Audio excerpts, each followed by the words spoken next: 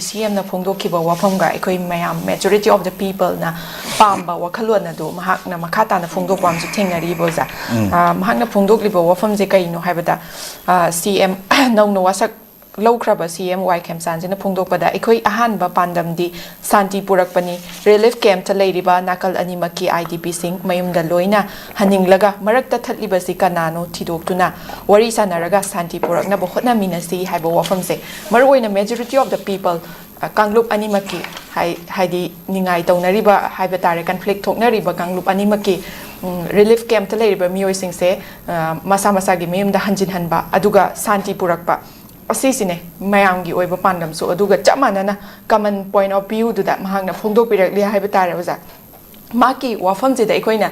adumak ekoina ningnarakpa khanarakpa punamak se adum expect oba yabra mahangon da ge ekoina ojagi oiba point of view da kari wafam ji thambi ninge marga thalibse kanano haibadi yam mayek sengna kanga makha da leiba ai sagi kanga makha da lindu kharane na ai thamjage lindu singdugi manung da yamna maru oiba lin madugi lead toriba portana paunilan hawkip ne na ai thamjage dum sengna haragadi masi anti social na anti national oina citizens oina haiba bodo haning hajesno then last mang hawkip se dum yawi ya na khale then ato pamaya mama maramdi kaigino haikanda makoina government information tawna won abada makoina anti oina anti India anti nation anti state anti government sagal eba potse makoi china men oibani na maramdi pauna hawkip hoi makoi ngasi mifam da hawgal ga thokiba lesma hawkip oina oigani haiba potse kaigino haikanda koki gi kangu singna koki gi lalhoba terrorist singna hat khiba jiri gi makoi nupi angang sing dugi potu pauna hawkip na madu laman kumani haiba ngamibne adana maksi MLA nate lalhoba gi sympathizer antaga well wisher natraga machugi mastermind and lawi adana conflict again ai thamjabni na makoi china lawi makoi singna khaliba wakal sik makoi toriba mayam sing adu tasengna logi matungina punishment pibu matamda IDP sing return to bungangani aduga tasengna buffer zone thamiba anchino na dilaiba laitiana haiba aduga pot chatpadi yadan laiba pot mayam singsi makoi mayam si wara matumda adungangani khali aduna kiki human right council na tasengna kuki 𝐶𝐄 MLA singda ngase threat toriba government sema yawbu yaroi withdraw tawgadabani haiba wafam sing thamaiba pot singse masigi pot singse ko unu usinadaba pot tawbududi ekoi yaroi aduna masigi 2026 ki 27 ki masigi manungda pugudaba government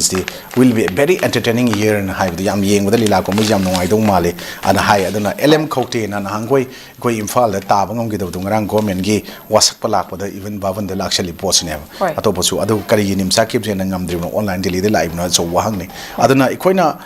kaino da ikoina koki gi lalhoba kangu sing na to posina always do everything you ask of those you command haiba potu satharaga lei war pamani na haiba poto ngarang di ikoina LM khote se hanasu DGP manipur orami adana tasena ikoina magi mathak so akan akan wapum ke ama mamang thamak tabna thi adu nipa thokna ngarang lebak miyang mute oragadi ai masi tumin election ba yadre haina khalibra natragan masi drama lila orbe ko jiti bokti khangdri government gi chapcha step paikalaktri na message da ikoina makoi yaushal lakanda ikoi nahan ko yaude na waro rumaching do yorok pasi yam noi aduna peace is not the absence of conflict, it is the ability to handle conflict by peaceful means saibedo ngasi makoi ni changjel laga yaw ibo potuna madu it is the ability to handle conflict by peaceful means to give part amane ai logjage aduna ikoi tasengna sumba mayam se koina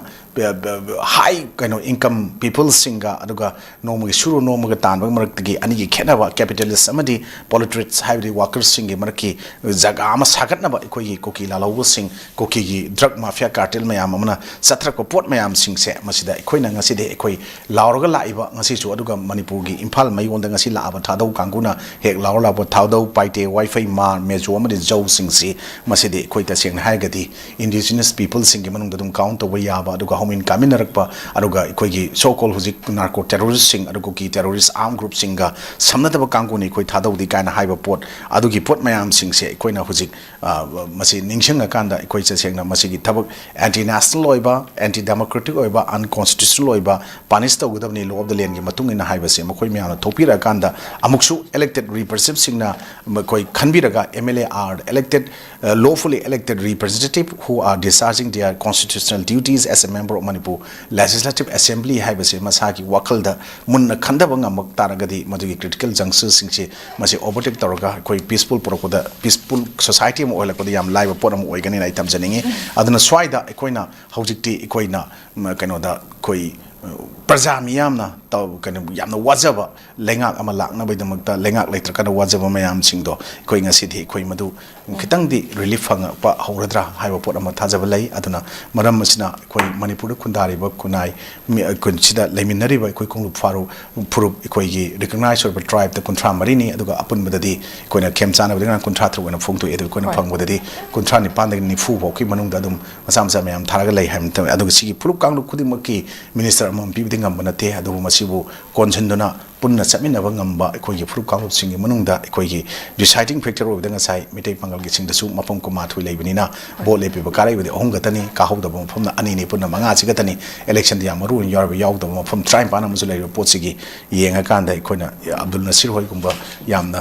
matik chara ba mamang cabinet ki kano prograba singase yahollaga singse pukhalaga ikoi lewak se apun mugi sektam mung sagat padu yengning yen thamni swai tane na ismai thamjagi ta thaga chayo